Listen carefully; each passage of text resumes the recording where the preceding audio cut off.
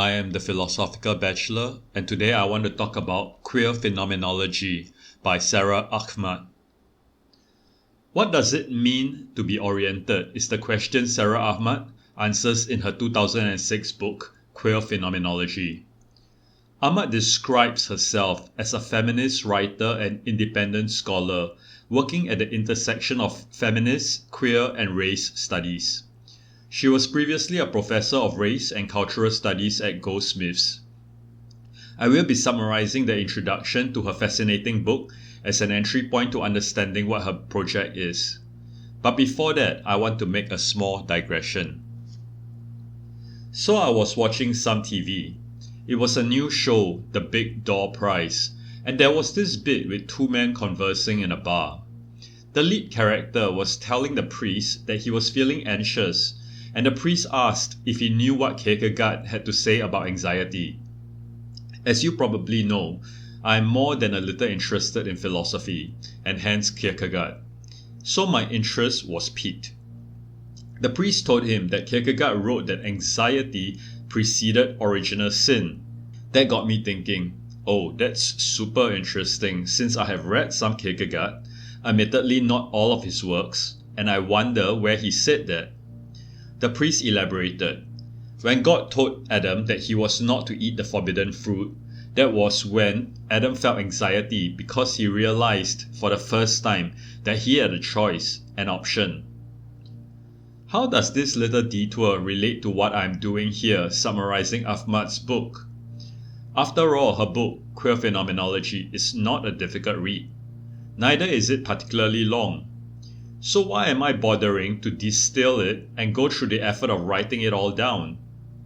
What passed through my mind when I watched that brief scene from the TV show was that while I did know the bit from Kierkegaard, which was from the concept of anxiety, it did not quite occur to me that anxiety was something so primal, that it happened before even Adam's act brought sin into the world, that anxiety is something that is already there even in paradise. How I did interpret what Kierkegaard had written was that it was rather paradoxical, how Adam had to already decide what to do, even when he did not even understand what it will mean to eat from the tree of knowledge of good and evil, that it will mean suffering and death, when he did not even know what suffering and death meant, given that he was the first person ever, and he was in paradise, a place where there was no suffering and death. My point is, when we write about a text, even if it's just a synopsis, we are not merely summarizing it. A painting of an object is not the same as the vision of an object. It involves interpretation and a retelling, where we explain to ourselves what we have understood from the text, which already differs from the text even when it remains faithful to the text. It may reveal surprising perspectives for our readers, but also for ourselves. It helps us think through the text, digest it more deliberately, and in that way helps us understand it better. So I hope you understand why I do it, and of course I hope you benefit from it and also are encouraged to encounter the text yourself. Okay, enough about that. Let us, in the words of the father of phenomenology, Edmund Husserl, go back to the things themselves, in this case, Ahmed's Queer Phenomenology. The idea of orientation comes from geographic orientation, in terms of knowing where we are, finding our way, and getting to destinations. We turn towards certain objects and landmarks to help us find our way and anchor our positions. This term, orientation, has taken on another usage, which draws on the same idea of direction and positionality. Sexual orientation, where we are turned towards objects of our desire. Ahmed writes, if orientation is a matter of how we reside in space, then sexual orientation might also be a matter of residence, of how we inhabit spaces as well as who or what we inhabit spaces with. Ahmed's intention is to think about the orientation of sexual orientation, phenomenologically, in terms of space and time. The term phenomenology comes from the word phenomena. Phenomenology is the study of consciousness through examining our conscious experiences. She has four main premises. A. When we experience phenomena, there is an intentionality on our part. Our consciousness is intentioned or orientated towards its object. Consciousness is a consciousness of something. B. Phenomenology emphasizes the lived experience of inhabiting a body. She will examine these lived experiences of phenomena. C. One of the outcomes of examining our lived experiences is to realize that there is a significance of nearness, where bodies take shape through tending towards objects that are reachable, that are available within the bodily horizon. D. Another outcome is the role of repeated and habitual action in shaping bodies and worlds. To illustrate these premises, Ahmed revisits her earlier work on the phenomenology of emotions. On intentionality, emotions are directed towards its objects, that is, emotions are intentioned. When we feel fear of something. On lived experience, we are affected by emotions. We experience affects. That is why another word for emotions is affects. On proximity, we are affected by what we come into contact with. And on repetition, an object's ability to affect us depends on our past histories. For instance, we may have been inured to disappointment if we had faced many disappointments in our past. In addition, emotions influence our actions. For instance, emotions may move us towards or away from the objects that cause the emotion. We might turn towards or away from that object. Emotions affect our orientation and can cause us to reorientate ourselves. Orientations shape not only how we inhabit space, but how we apprehend this world of shared inhabitants, as well as who or what we direct our energy and attention towards. She writes, "So what then is a queer phenomenology? It is a phenomenology that redirects our attention towards different objects that are not so near, that deviate or are deviant. Not only can the objects of study be made queer, phenomenology itself can be queered." To make this point, she looks at what she calls orientation devices, such as the table of a philosopher. The kind of table a philosopher uses is a writing table, not another kind such as a kitchen table. The philosopher faces it, sits behind it, her body is near to it and comes into contact with it. Yet the act of writing typically ignores it.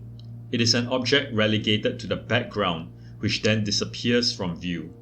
A way to queer the study of phenomenology is to bring what is in the background to the foreground, what is behind to the front, so as to create a new way of viewing things, to offer a different slant to the concept of orientation itself. Another way to queer the subject of phenomenology is to find what is queer within phenomenology. When we look really closely at our experiences, we find moments of disorientation which may cause in us feelings of disorder, giddiness, or even nausea. My example is when you look really closely at something familiar, such as the skin on your hands. You see the tiny serrations, the pores which are like holes, the small hills and valleys, the fine hairs, the various colors, some darker and some lighter, the way its uneven surface change when you move even slightly, stretching out or creasing back. If you look at it with a magnifying glass or a microscope, you will see details such that you may not even recognize it to be your skin. Look too closely at anything, and it becomes strange and unrecognizable. We may then seek to overcome these uncomfortable feelings by reorientating ourselves, by say, looking away from the microscope. But Ahmed suggests that if we stay with these moments, we may achieve a different orientation, and if we allow this, we may find something that energizes us rather than repulses us. In order to become orientated, we must first experience disorientation, since when we are orientated, we might not even notice that we are orientated, she observes. It is only when we are disorientated that we might realize that there was a norm from which we have departed from. So how do we orientate ourselves? According to Immanuel Kant, we still manage to orientate ourselves even in a pitch dark and unfamiliar room because we know the left side of our body from its right. The way our body inhabits space helps us orientate. Once we know which way we are turning, we can then start trying to find our way out of the room. Being able to differentiate our left from our right is a condition of possibility for orientation. Heidegger has a different take. For him, when we begin to exist, we are already thrown into an existing world. The world is what is there, is in a sense what is given to us. We orientate ourselves according to it, and that is also how we come to feel at home. We will be able to navigate in a dark but familiar room. Touching an object, we will be able to orientate ourselves according to our knowledge of where it is in the room. But that is a familiar, albeit dark room. Kant was talking about an unfamiliar room, where there would be no familiar objects to orientate ourselves with. How would Heidegger find his way out of a dark, unfamiliar room? We are still able to, even with no familiar objects, because what we are familiar with are how rooms usually are. We are familiar with the social form of rooms. Rooms have walls, and if we keep to the walls, we will eventually reach a door. As we wander around that unfamiliar room, we come across objects, and in time, the unfamiliar room becomes familiar. It becomes familiar because we extend ourselves into the room, inhabiting it by reaching for the objects that are near us. They are within reach, but we still have to reach for those things for them to be reached. They orientate us. To be orientated is also to extend the reach of the body, writes Ahmed. Orientations begin from where the here is for us, the 0 point of orientation, the point from which the world unfolds, and what makes what is there over there, according to Ahmed. They affect how objects, which are over there, appear to us. So there is the here and there, the near and the far, in addition to Kant's left and right, which orientates us, which gives us our perspective. This 0th point is the point from which the world unfolds, the here of the body and the where of the dwelling. Both our bodies and the dwellings are the same place, which can give rise to an intimacy of bodies with their dwelling places. We are affected by our dwellings. Our skin contains our body interiorly, but our surroundings, which seem to be exterior, also leaves impressions on our skin. We are shaped by our dwellings, which then changes us interiorly, making spaces not quite exterior to our body. Spaces are like a second skin that unfolds in the folds of the body, Ahmed writes. This brings Ahmed to the topic of migration. Migration is a process of disorientation and reorientation as we move away from old places and arrive to inhabit new ones. New spaces, with their different air and weather, literally create new lines and textures on our skin, reshaping the body surface. If the social is an organism, its skin is also affected by the comings and goings of different bodies, which likewise create new lines and textures. However, it need not be new spaces that cause disorientation. Our homes are not zones of stasis. Things can get rearranged in them and homes can move to new places. Ahmed suggests that migrants experience facing two directions at once, towards a home that has been lost and to a place that is not yet home, where one could feel out of place. She talks about her experience of moving out, where she strips the house of her contents, like removing what is herself from the space, and then unpacking them in the new place, where she arranges what is herself in the new space to make it feel like home.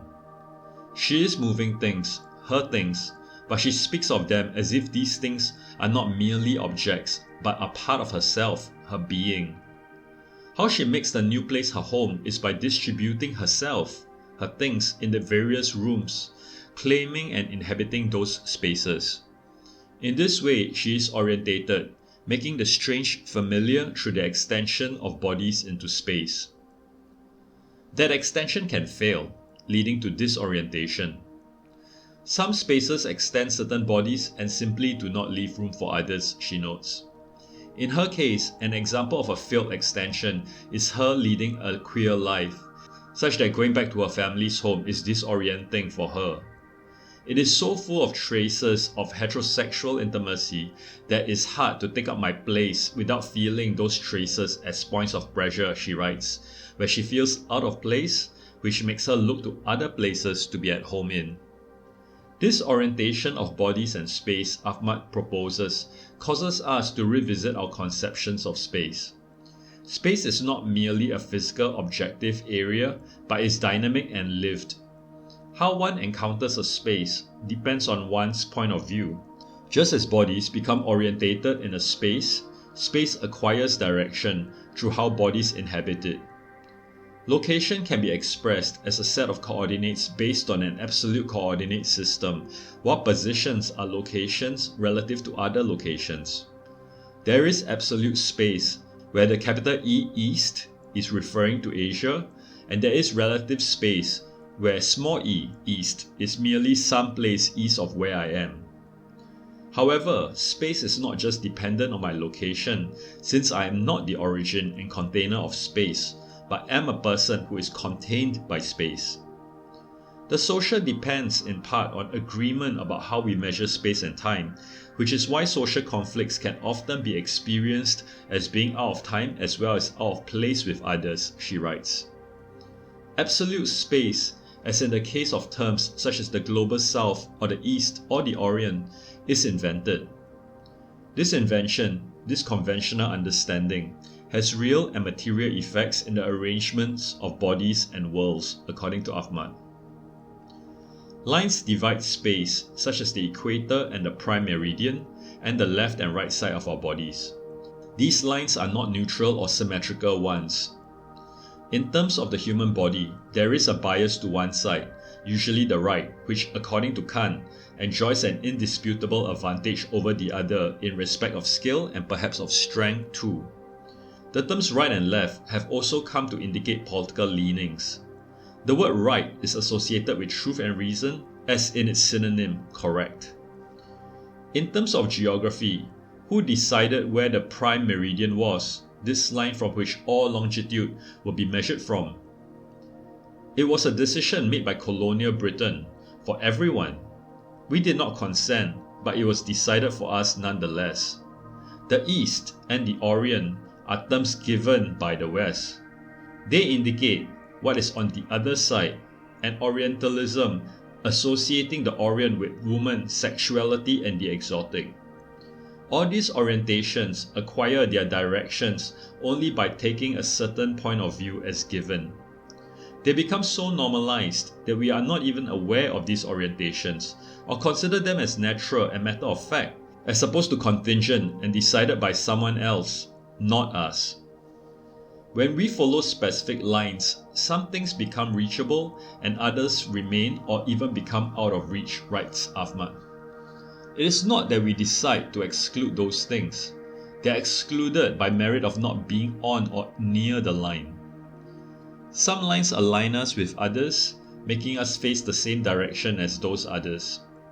Being in line allows bodies to extend into space that have already taken their shape, writes Ahmed. The space is a good fit because it is meant for those who are in line. It is almost as if the space was designed to fit our shape, allowing us to be at ease and to extend ourselves. On the other hand, being out of line makes us uneasy and can cause difficulties. Lines cause us to go in a certain direction, allowing only certain options where we can go in certain ways and not others. By going in one direction rather than another, our bodies are shaped. The term direction indicates not merely facings or orientations, but can also mean instructions, telling us what and how to do things and where to go. To take the direct path indicates the straight path without deviation. Direct is what is straight, as opposed to indirect, which is crooked. Where does this straight line come from? Lines are both created by being followed and are followed by being created, observes Ahmed. Just as a path on a field comes from past journeys, which becomes increasingly well defined from repeated treadings, the repetition of norms and conventions become increasingly entrenched the more they are repeated. Some work must have gone into creating the lines, but this work may be hidden from view, making it seem natural and uncompelled to follow them. In following the directions, I arrive as if by magic, she muses. The effort involved in getting there is almost forgotten in the euphoria of arrival. Following involves commitment and investment. Following a line is not disinterested. To follow a line takes time, energy, and resources, explains Ahmed. To take a line is to have a set of beliefs which shape how we view the world and our actions. We are invested because we expect certain outcomes if we obey those beliefs. We also reproduce the lines we follow. For instance, if we became successful because we studied hard, we would want our children to do likewise. Perhaps we experienced pressure to study, and we apply pressure on the children, trying to make them reproduce what we had gone through. Pressure can feel like a physical pressing which creates impressions on our bodies. Lines are the accumulation of such moments of pressure, notes Ahmed. The more we follow a line, the more committed we are to where it is supposed to take us. If we give up on that line, we lose the already invested time and effort. We give up that goal and the life we have been living in anticipation of that goal, which can feel like we are giving up on our way of life. However, there is no certainty of success in following a line, since the same line may not lead us to the same place as it previously did. Doubt can arise and get in the way of hope. We may not even realize we have taken a line.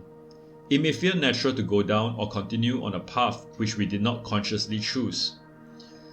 When we do that, taking this path of least resistance, we do not encounter what is not on the path, and we may not even realize what we are missing. However, chance encounters can redirect us and open up new worlds, as worthwhile alternative lifelines or as paths leading to harm or loss. For instance, when a romantic relationship ends, it may be for the better or for the worse. Oftentimes, we will only know in retrospect. Such chance encounters open up a fog where we have to decide at some point what to do, and it's only when we reflect on these moments that we realize it was then that we had changed course. Ahmed relates her own experience of this. I left the world of heterosexuality and became a lesbian, even though this means staying in a heterosexual world. For me, this line was a lifeline, and yet it also meant leaving the well-trodden path, she writes. She explains that in landscaping, unofficial paths, such as those people take when they cut across the grass, where there are no concrete paths, are called desire lines. They deviate from the prescribed paths, crossing the ground in unexpected ways, for instance if it is more direct compared to the paved paths. She likens such desire paths to her own of becoming a lesbian, as a path that deviates from the prescribed path, though it is a difficult line to follow. The lesbian body does not extend the shape of this world as a world organized around the form of the heterosexual couple, she says. It is this experience that made her think about this question of orientation that this book is about. We can lose and find our way or direction, analogous to how we can lose or find our purposes. When we lose our purpose, we can lose our sense of self and become disorientated. However, such a loss can also open new possibilities. Risking departure from the straight and narrow makes new futures possible, she writes. Lines are not just spatial but temporal, where we act in the present with an eye to what we want in the future. To acquire a direction takes time, she observes. We may follow some lines more than others, which then tells us who we are as people. What is within our reach and is present to us is not casual. Certain objects are available to us because of lines that we have already taken, are directed towards, with pressure to follow certain lines and have certain orientations. Not always can we even choose to be on the straight line. For instance, if the default orientation is the able-bodied, white heterosexual man, what is available to a person who falls into that category may be different from what is available to a person of color, disabled, queer, or female. Simply by not being in the default category, whether or not as a matter of choice, we can be queered. At the start, I said that phenomenology is the study of consciousness through examining our conscious experiences. In her book, Ahmed does both these things. She examines how our consciousness is orientated, and she examines the lived experiences of orientation, focusing on sexual orientation as well as race. She is using phenomenology to explore prejudice. How we are orientated, how we view the world, and the lines we decide to follow are not casual, natural, or neutral matters, but it may seem that way, given that the most well-trodden lines are the most obvious ones to follow. She raises to our attention what we may have come to take for granted, making us consider deliberately how they color our perception of how we view ourselves and our actions, how they limit and constrain us. Following well-trodden lines may be the paths of least resistance, but is life meant to be lived in conventional ways? Henry David Thoreau has called that lives of quiet desperation. Sometimes, in fact, oftentimes, one may not fit what is the default mode. One may not even be able to take that well-trodden line because of who one really is. For those who cannot, Ahmed's queer phenomenology may help to uncover what goes behind those norms and conventions, its injustice, and give courage to them to live life on their own terms, to forge their own paths, which in time, because of their pioneering efforts, cause a line to form that others can also choose to be on subsequently. Thank you.